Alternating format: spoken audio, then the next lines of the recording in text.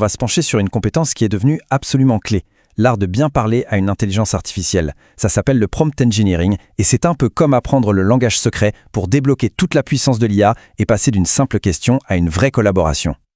On a tous connu ça, pas vrai? On pose une question à une IA, on s'attend à une réponse nette et utile, et on se retrouve avec un énorme pavé de texte, super générique ou même un peu à côté de la plaque. C'est un peu frustrant. Mais si je vous disais que le problème, ce n'est peut-être pas l'IA, mais la façon dont nous, on lui pose la question. Et la solution, elle tient en un seul mot, le prompt. Attention, un prompt, ce n'est pas juste une question en non, c'est une véritable instruction. En fait, bien maîtriser l'art du prompt, c'est tout simplement la clé qui va nous permettre de vraiment exploiter ce que l'IA a dans le ventre. Bon, à cette théorie, comment ça marche en pratique? Commençons par un cas d'usage super concret, un truc dont on a besoin tous les jours, demander à une IA de résumer un long texte ou d'en extraire les infos les plus importantes. Disons qu'on veut comprendre ce que sont les antibiotiques. Notre premier réflexe, c'est de taper ça. C'est simple, c'est direct, mais c'est peut-être un peu trop direct, un peu trop vague. Et voilà ce que l'IA nous donne. Alors pour être honnête, l'info est là, c'est correct. Mais le problème, c'est qu'on se noie sous les détails. Ce n'est pas du tout ce qu'on cherchait au départ, on voulait un truc rapide. Alors, comment on fait mieux? Eh bien, le secret, il est presque trop simple. Il faut juste être plus précis. C'est vraiment la règle d'or. Plus l'instruction est claire, plus le résultat sera bon. C'est aussi simple que ça. Regardez comme c'est facile. Pas besoin de tout recommencer. On prend la réponse un peu longue de l'IA et on lui rajoute juste derrière une instruction ultra claire, expliquer ce qui précède en une phrase. On lui donne une contrainte et une contrainte très précise. Et là, magie. Le résultat est parfait. Une seule phrase, pile ce qu'il faut, qui va droit à l'essentiel. C'est quand même fou de voir l'impact qu'une toute petite instruction bien placée peut avoir. Ok, résumé, c'est bien. Mais on peut aller encore plus loin. On peut carrément demander à l'IA de jouer les détectives et de nous trouver une information super spécifique, comme une aiguille dans une botte de foin. Par exemple, on lui donne un long paragraphe qui parle de l'IA dans le monde de la recherche. Notre mission, lui demander de trouver et de nous donner le nom du produit exact qui est mentionné dans ce texte. Et voilà, sans hésiter, l'IA scanne tout le texte et ressort l'info qu'on lui a demandé.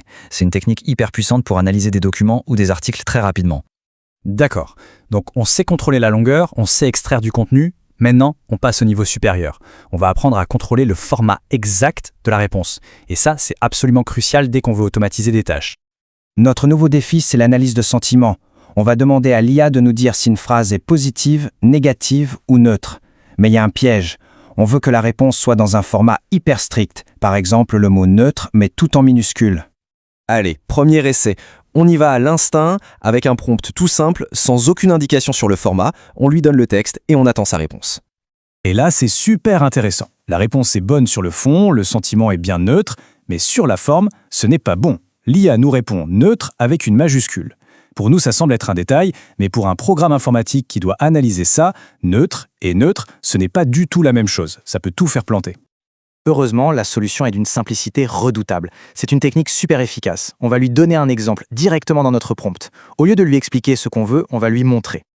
Regardez ce prompt amélioré. Juste avant de poser notre question, on a glissé un exemple complet, où on voit bien que la réponse neutre est écrite en minuscules.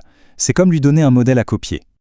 Et le résultat est impeccable. L'IA a parfaitement compris le modèle et nous renvoie neutre tout en minuscules. S'il y a un truc à retenir, c'est ça. Pour guider une IA, rien n'est plus puissant que de lui montrer l'exemple. C'est vraiment la meilleure façon d'obtenir des résultats pile poil comme on les veut. On a vu comment maîtriser le contenu et le format. Mais attendez, on peut aller encore plus loin. On peut même contrôler la personnalité de l'IA. C'est un aspect beaucoup plus créatif qu'on appelle le role prompting.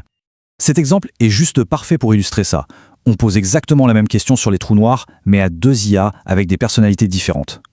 La première, c'est un assistant technique. Sa réponse est super détaillée, elle parle d'espace-temps, de singularité.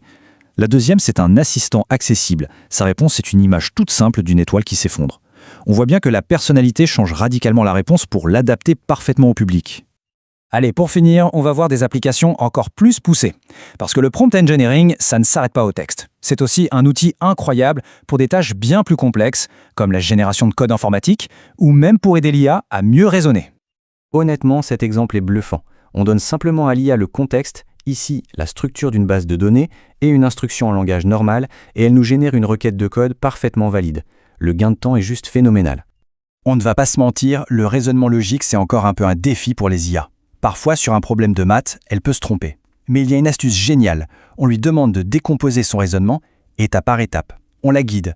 Et là, elle identifie les bons chiffres, elle les additionne et elle arrive à la bonne conclusion. En la forçant à détailler son raisonnement, on l'aide à ne pas se tromper. C'est tout bête, mais ça change tout. Et voilà, on a vu comment la précision, les exemples, le fait de donner une personnalité ou de décomposer un problème, tout ça peut complètement transformer notre dialogue avec une IA. On a maintenant une sacrée boîte à outils entre les mains. Alors la vraie question, ce n'est plus qu'est-ce que l'IA peut faire, mais plutôt qu'est-ce qu'on va bien pouvoir lui demander de créer.